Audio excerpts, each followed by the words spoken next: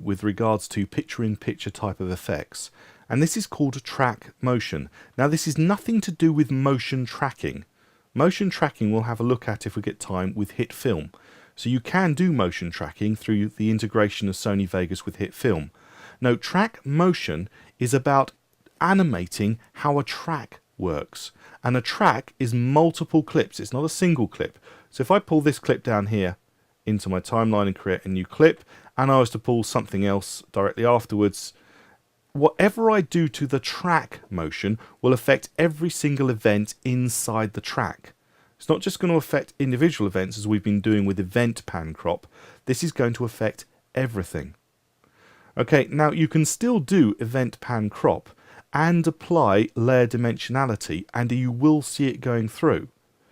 And you can apply layer dimensionality to a whole track, but when you do so you will lose the 3D-ness of the end result. So if you want something to move in 3D and have layer dimensionality, you need to do your zooming in and out with event pan crop. So you need to see the edges of the item, apply layer dimensionality, apply your drop shadow, your glow, whatever you want to do, and then you can do the 3D motion, as you'll see in a minute, with the track motion option. And that way you can actually see it. I'll show you what I mean. This is the button to do track motion, and it is about the motion of every clip in the track. And once again you're going to see that keyframes are going to be automatically created, so I want to be at the beginning so I don't have a keyframe halfway through. So I'm going to click track motion, and I get a window which is extremely similar to event pan crop. Now you'll notice however that there are a certain number of different options here. For instance, there's something called orientation and something called rotation. Orientation has got a limited range to it. I'll just show you this. If we go to orientation, you can go up to 360 degrees and back to minus 360 degrees. So it's got a limited range of rotation, and it's associated with this little blue line in the middle, which you can go around to rotate an item. And to get it back, you can double click it. Okay, so that's orientation. But there is something called rotation. If I go to rotation, you can see it's got a little slider. But when I pull that out, well, I can go up to 1800 positive and 1800 negative, which is multiple complete rotations. And there are a number of different options inside. But if I double click that circle now, it has reset angle, but it won't under all circumstances. Okay, so we can rotate it. We can grab hold of this thing in the middle, we can pull it around. Double click takes it back to the middle. You can also scale it down and scale it up. But what you're doing is you are scaling the whole track. So if I click somewhere else like here, you'll see that the next clip has been scaled as well. And it is the whole clip. We haven't done the same as an event pan crop, where you're effectively pulling the clips into the viewable area. What you're doing is saying this whole track is smaller. It starts smaller and finishes smaller. So you need to be a little bit careful. As I say, layer dimensionality and bits and pieces like that are not going to work the same, because it's not an event crop. It is a track effective crop in what you're doing here. Okay, so let me show you a few options. So I'm actually going to go down a bit more. You'll see that that's affecting up here where it says height and width. They are locked together. If you want to unlock them, you've got this little box here which says lock aspect ratio. If I uncheck that, I can now make things tall and thin. But notice I'm stretching. Okay, the whole clip is stretching and looking seriously weird. So I'm going to Control Z and I'm going to re-enable that. You've also got this one, scale about the center. You don't have to scale it about the center anymore. You can scale it from one point or another. Okay, so I'm going to Control Z to undo that, select it. Okay, you can also sort of say prevent scaling in one way, prevent scaling in another way. So there are different ways of moving things around. So you can play with these different bits and pieces and you can move them around. But if I just scale this down a tad more, move it down a bit, and now I'm going to look at these other rotation options. Notice I got X and Y offset. X goes across because, as somebody said to me the other day, it is a cross, which is terrible. And Y goes up and down. So if I go to Y, I'm going to move, notice that circle? That's the sort of the anchor point, the center point of the item moves to the top of the clip. Now watch what happens when I change the angle of rotation. The clip starts to rotate around where I've moved that point. So I get a completely different look, which can be really valuable. So I'm going to reset that. And let's also reset Y and look at X. So I'm going to move it slightly to one side. Let's move it actually to the left this time. There we go, just there. Now when I do rotation, just click and drag on these double arrows, as you can see I am doing. It's going to rotate around that point. So you can get some really interesting animations going with this type of option. These are quite advanced options, and it's great fun to play with these. But do bear in mind that it's going to affect every single clip in your production. And also, if you are not over the beginning of your work area, you will be adding keyframes because these are animatable. So for example, if I go here and I was to change that rotation again, go the other way, you'll notice I've got my keyframe and I actually have rotation. I've animated it. Okay, so just bear in mind that when you are in here, you can be creating keyframes, you can be doing all kinds of bits and pieces, and it affects every single clip. But as well as being able to do all these kinds of things, which are amazing, and also you notice you've got the ability to change your keyframe type and its smoothness, and you can play with all kinds of things.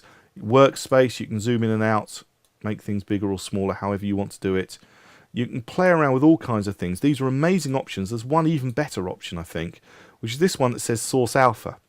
When you drop Source Alpha, you've got 3D Source Alpha. And that takes me to a different window entirely, and the ability to be able to rotate things in 3D space. So I'm just going to reset them here, so I can rotate them here, say along the Y-axis. Oh no, I've actually got the X-axis there. You just need to be careful which axis you go on. Let's try it here. Let's try this one for the Y. There you go. That's the Y-axis. So you can see I can animate something to come in from one angle and go out at the other, and that is really powerful. That's a great way of revealing something, of drawing attention to something as you actually go through it. And if you hover over this one, you can kind of also do the same thing in the perspective, change its angles one way or the other. There's loads of things that you can do. You can double click to reset them. So just bear in mind that you've got this ability to be able to move these things in 3D space. But layer dimensionality is going to work differently for a track like this. So if I make this so it's truly 3D and you can see it, and I'm perhaps going to pull this clip underneath so you can see that clip underneath. Okay, so say I want to add layer dimensionality. Notice I've got no ability to add it here. I don't have any of the options here. So I'm going to click that off. To be able to add layer dimensionality, let's say I want to add it to this event. So let's select the event. Let's go here and let's add layer dimensionality. And let's find it. There it is. Okay, add it. Okay, it's in there. Let's try adding a glow. So let's try adding an inner glow. And, okay, turning it up a bit. Can't see anything. Nothing's happening on that clip that I can see. If I was to add a shadow, I'm going to get none. It's not going to work. Okay, this is not going to work. In fact, I'm going to get rid of it and show you. The way that you can make it work, I'm in the event pan crop for this clip now, okay? So I'm going to make an event pan crop. I'm going to go a lot bigger. Okay, now I'm going to add in layer dimensionality.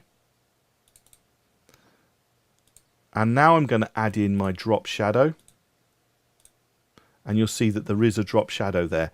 And if I add in a glow, I was to add in an inner glow, you'll see that you have to zoom in, but you'll see that there is actually a red inner glow.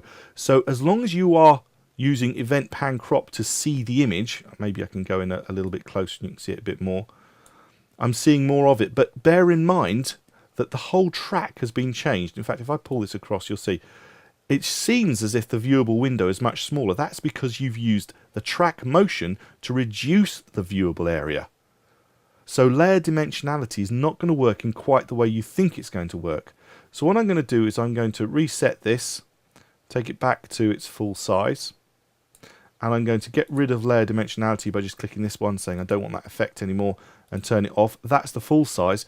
There is one way of adding it to the whole track, so all the clips in the track, and that's through what's called a composition mode. Now we're going to go through composition modes later on, but this button here allows you to add composition modes. And you'll see that there is one that says custom. And under custom, you've got the ability to add Sony's layer dimensionality. Double click to add it, but we've got a warning sign. You are converting from 3D to 2D track motion. Some keyframe data will be lost. Are you sure you want to continue? Well, I'm going to click yes, but have a little look at the item here. Here's the item. When I click yes, it goes back to being 2D and I've lost all that wonderful perspective. Sure, I can now go in and I can add a drop shadow. And sure, I can add a glow. But I mean, surely the whole point of doing what we've just done is actually to have that really wonderful 3D look. Okay, so just bear in mind that there are limitations. You need to do your event pan crop first, and then when you've done your event pan crop, then go in and play with your track motion, and you'll be able to see your drop shadow and everything working in 3D. So very quickly, let me start again and show you how to do that. Do you want to save the changes? No. I'm going to pull the item down here, and I'm going to pull something underneath just to see it underneath. That's great. So here is my item. I'm going to click over it so we can see it. And I'm going to do an event pan crop on this one, and that means I'm just going to zoom out. So I've got the item here, and I'm going to add in layer dimensionality. So I'm going to do it this way. So there it is, double click and click OK. So it's actually in there, and I'm going to very quickly drop in a drop shadow. Yep, we'll have drop shadow, and we'll have an outer glow.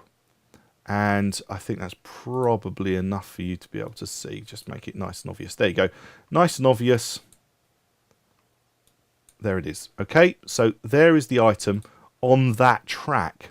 Okay, now when I go to the track motion tab, I don't really want to fiddle with zooming in and out, because that'll just give me this even smaller and make it look terrible. But if I go from source alpha down to 3D source alpha, I can now do that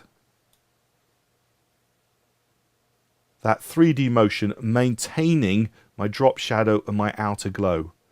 Okay, so there are workarounds to make this sort of thing work. Do the event pan crop first and then do the track motion. One final thing to say, I'm sorry this is a long tutorial, but this is quite important. This is a track based effect. So it is now affecting every item in this track. So if I pull something else down here, you'll see that when I click on it, again, it's affecting the item. Now that looks a lot bigger because I've not done an event pan crop on it, okay? But even so, it's still affected the track. So if you are going to do this kind of clever thing, I would advise that what you do is you shut the track down when you've done a special move like that, and don't use that track for anything else. If you're going to do another one of these moves, create a new track and do a layer dimensionality to the item that you've then done an event pan crop to, and then do your track motion work at that point, but don't have anything else in that track. I know that that can be a nuisance and you can end up with lots of bits and pieces, but do bear in mind, I showed you before, that once you've done that, you can select them all, group them and shut them down, and it can become very small very easily. Well, I hope you found this rather long tutorial helpful, and I hope you're going to have a lot of fun creating some really great results using track motion with layer dimensionality inside a pan cropped event. Have fun. My name's Andrew Devis.